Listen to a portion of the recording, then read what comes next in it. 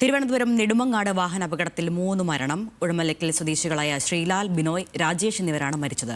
Kulappada government ആശുപത്രിക്ക് സമീപം ഇന്നലെ രാത്രിയായിരുന്നു അപകടം. അമിത വേഗതയിൽ സഞ്ചരിച്ച ബൈക്കുകൾ തമ്മിൽ കൂട്ടിയിടിക്കുകയായിരുന്നു. ആഷിഖ് റഹ്മാനുണ്ട് വിവരങ്ങളുമായി. ആഷിഖ്, ദാരുണമായ സംഭവമാണ്. എന്തൊക്കെയാണ് വിവരങ്ങൾ?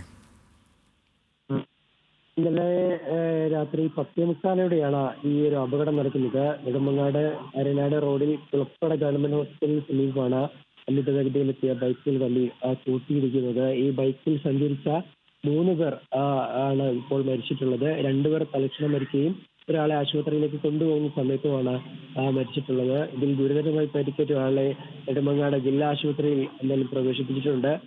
3 പേരുടെ മൃതദേഹം നെടുമങ്ങാട് ജില്ലാ ആശുപത്രിയിലാണ്.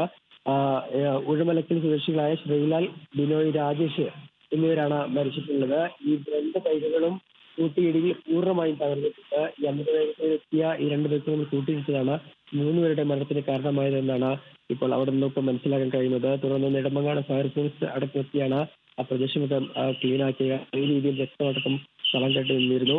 എന്തായാലും നെടുമങ്ങാട് ജില്ലാശുപത്രിയിൽ എത്തിക്കുന്ന സമയത്ത് തന്നെ ഈ 3 പേരും മരിച്ചതായിട്ടാണ് മനസ്സിലാക്കുന്നത്. എന്തായാലും ദാരുണമായ സംഭവമാണ്. ഇന്നലെ രാത്രി 10:45 അപകടം ഉണ്ടായത്.